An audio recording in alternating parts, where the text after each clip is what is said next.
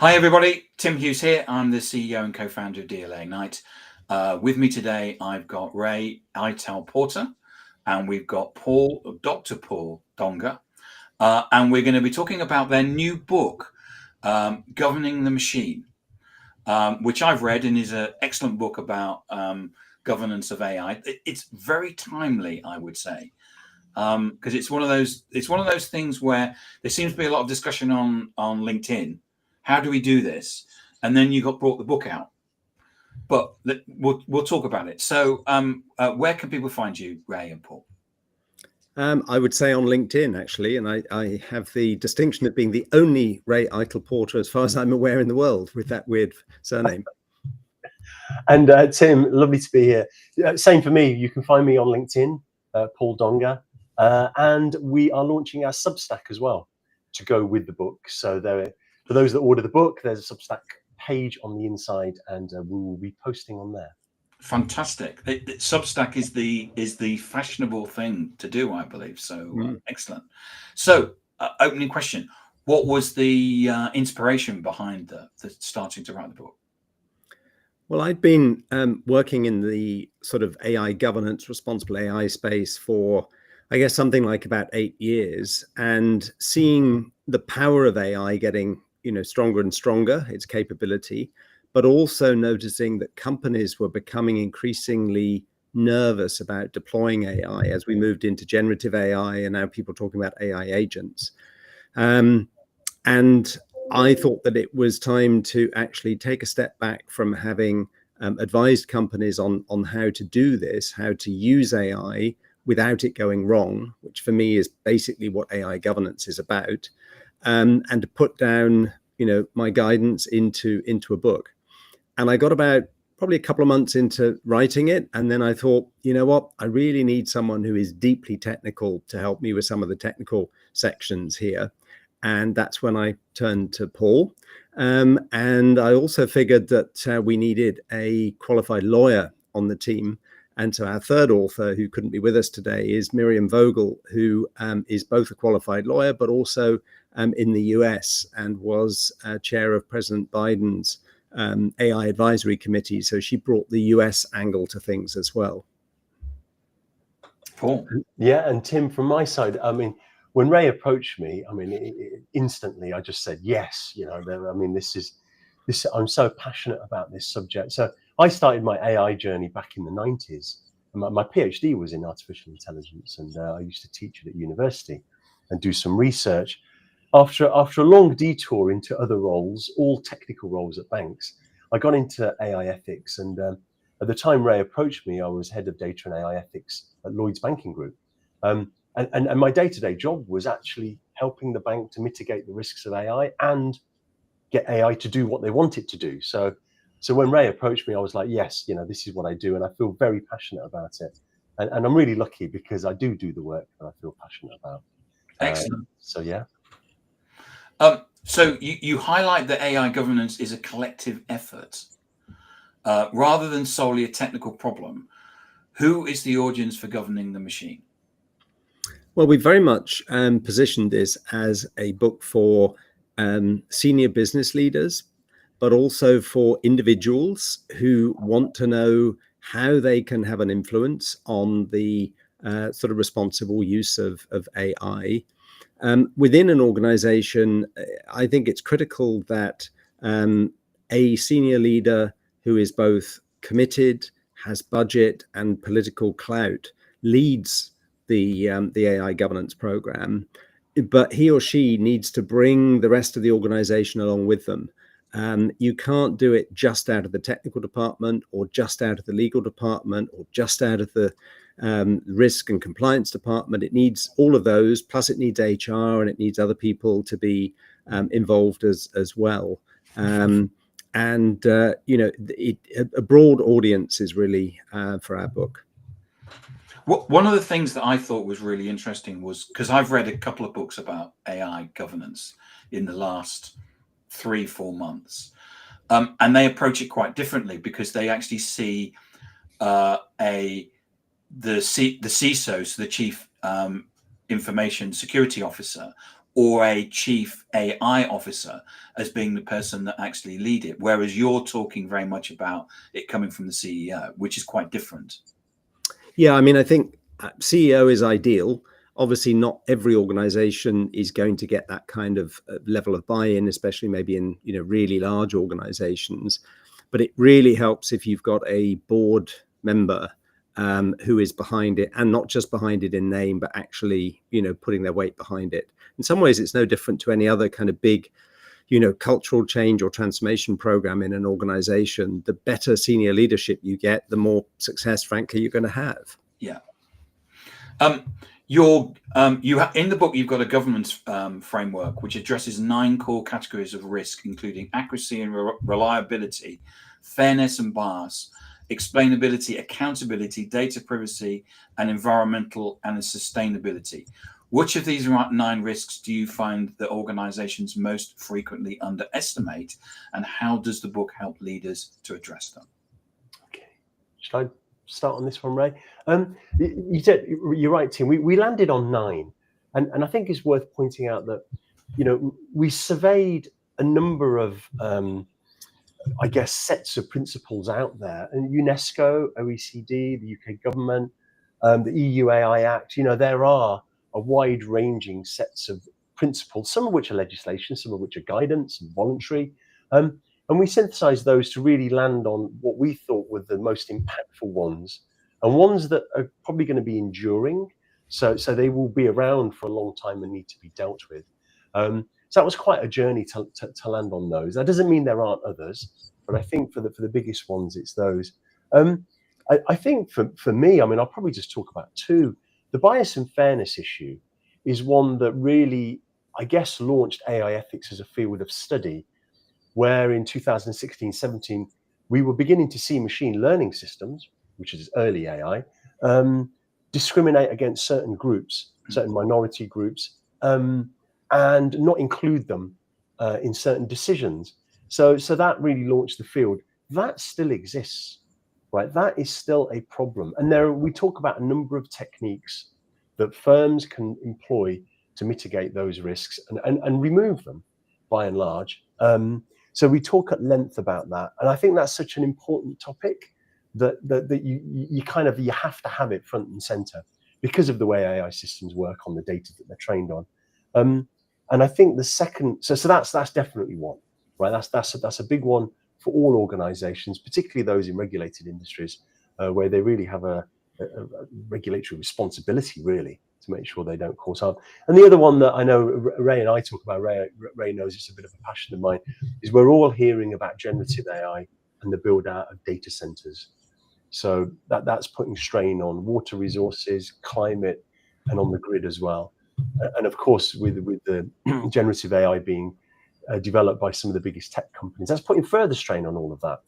And the book points organizations to certain recommendations that we think that they should undertake, like measuring their use of AI, measuring their carbon impact from their use by thinking about data centers, thinking about green ops and things like this. I think it's really, really important that those still happen.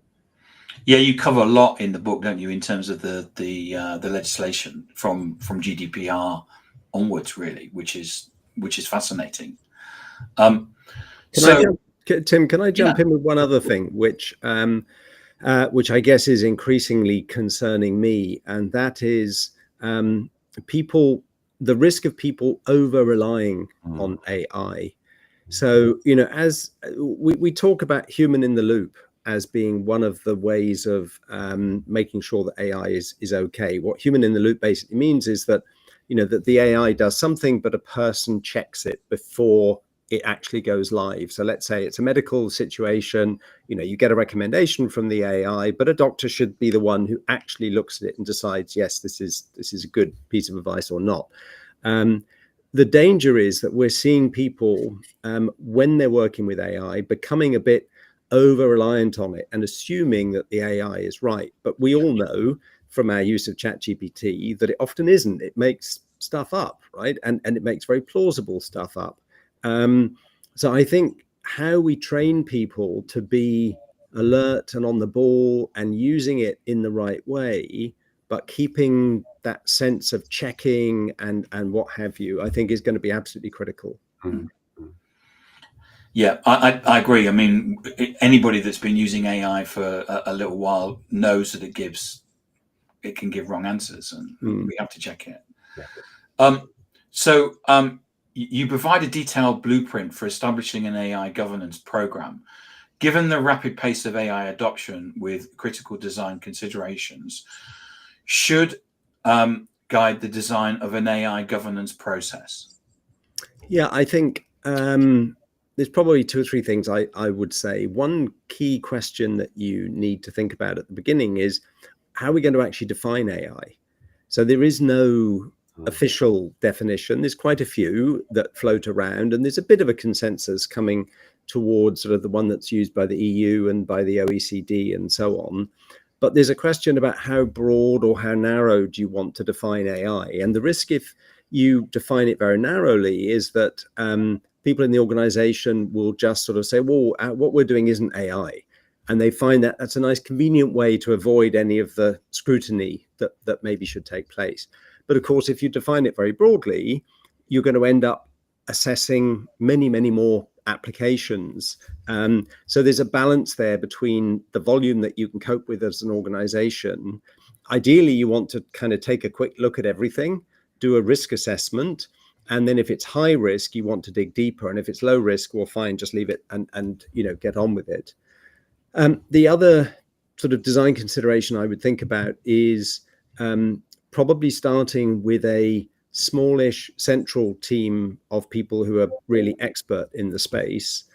And then once you've sort of established some key principles, policies, approach, and so on, then you can start to sort of push it out through the organization. Because ultimately what you want is this to be part of normal everyday business for people across the organization, rather than some sort of central police force, checking everything.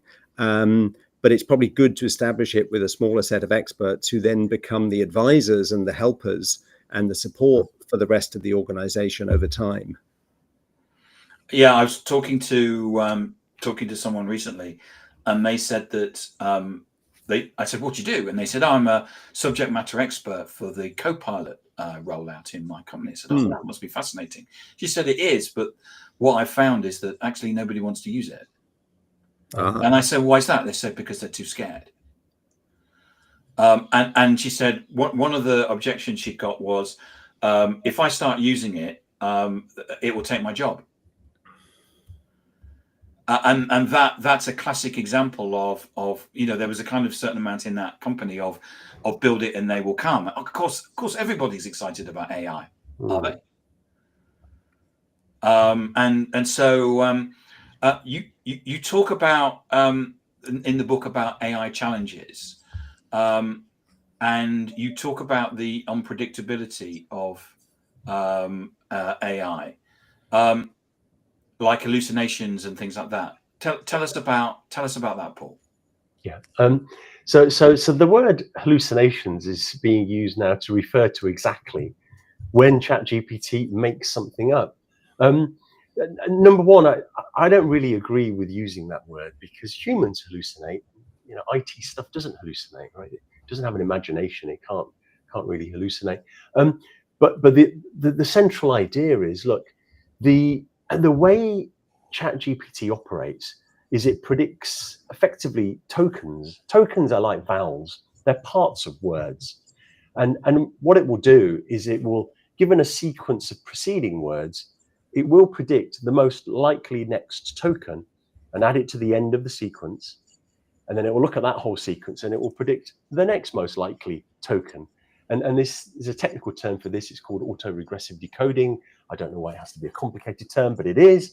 At its essence, at its absolute essence, that is what it's doing. And it's doing that by having been trained. There's this concept of training an AI model. Training means effectively ingesting the model with lots and lots of text.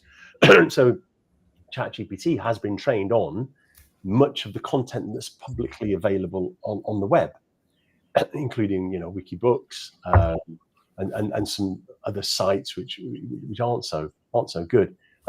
So And the thing is, it operates without explainability, right? So even the designers of those AI systems can't tell you beforehand how it will behave. So you can't predict how it will behave. What it means is you can't predict the next token yourself. The system just goes off and produces stuff. And as Ray says, it's very, very plausible and extremely convincing, which is, I think, what's most dangerous about it. If it was obviously wrong, that would be a warning sign right there. But it's because it's so plausible. So I think we have to be really guarded on that front. And as Ray said as well, the guarding against automation bias is a big risk. Ensuring that people still have critical thinking skills and don't over rely on AI to do some of the more critical thinking parts of jobs is also really important. And finally, Tim, I'll just add to the point that you raised earlier, right? People being afraid of AI taking their jobs. Certainly it's not really spelled out in the book, but if AI is going to be around, our recommendation is certainly embrace it and use it positively to augment your job, to make your job easier, to allow you to do more that you otherwise would want to do but can't do. And that requires active management, Tim. And in governing the machine, we do call out to organizations to train their staff, have different levels of training for different personas, and talk to staff about AI in a very positive way. Yeah, I think. Sorry, Tim. I was going to say I've been I sit on the ethics advisory board for a sort of medium-sized government organization, and they've mandated 4 hours of AI training for everybody in the company. And that's a big investment, right? And actually, I don't see a lot of private companies doing that much, but they've seen a massive increase in people's confidence and willingness to engage with AI under very clearly defined rules, etc. But people have turned from being nervous, like you described, to being, oh, actually, you know what? I think I understand a bit about this now. So I trust it and I kind of know what I'm allowed to do with it and what I shouldn't do with it and so on. Can you describe as well your recommended approach in setting up controls and the role that AI governance platform may play? Yeah, so Tim, on so a few things on controls. So many organizations, certainly large organizations like banks, have a mature risk management function because they're a part of a regulated industry. They will have professionals there whose job is to do risk management. Now, what we propose in the book is we certainly take that those processes and augment them, right? Augment them in a big way, though, and that really means working with those risk professionals to go through the AI risks and allow them to go through a process of doing risk tiering. So whenever they look at an AI system, they need to examine it through the lens of the possible AI risks that are out there. There are 9 we mentioned, and really rate that system with respect to those 9 and identify things like bias and unfairness and potential inaccuracies and so on. And really what that does is that engages the risk management machinery in the organization. And some of the tools there, right, if you look at tools, we definitely recommend that organizations have an ethics committee or an ethics panel. Sounds scary. You don't need to be an AI ethics specialist or a philosopher or so on. There is a certain amount of training that people need to be able to participate. And in an ethics panel or an ethics board, your job is to challenge the use case and see if you can tease out the possibility of things like unfair bias, which is never in the designer's mind. So there's a whole process around how to do that. There's a whole process around how to tier it, how to do risk tiering. And then finally, I mean, there are many other things, and it will take me quite a long time to go through them, but technical tooling as well. So many organizations, they'll have data scientists or machine learning engineers or some kind of IT function that will create or help create the AI system. They need to be equipped with Python libraries and tools that they can test the AI before they launch it. And that testing will surface certain metrics that will look at things like fairness and accuracy and bias, and even look for privacy and toxic language and all these kind of things. So there are technical tools being built out there. You can download them and install them. You can work with companies, with third-party providers, and who are all actively building technical tools to allow data scientists and machine learning engineers to put them in, test the system before it's deployed. And finally, there are equally tools now being created that once your AI system is deployed and running, it's monitored in the background. So if the AI system, creates some toxic output, that's trapped and not released to the public. That's a really simple example. So those are some of the things. But the gold standard at the moment, given that the technology is so nascent, is always to have what we call a human in the loop. Yeah. Which is, if you're going to use generative AI and you're going to send any of its output to customers, have someone check that output and validate it first. So we're still in the realm of doing that human validation. Is really critical. And so, final question. One of the things about writing a book like this is that you write it in a certain point in time. And with both technology and regulation changing, how do you make sure that you've future-proofed your advice in the book? Yeah, we thought a lot about this. And as you can imagine, we talked a lot with the publisher about it as well, with Bloomsbury, because we want the book to last. We fundamentally believe that actually the principles that we've set out in the book for setting up an AI governance foundation will hold for a long time.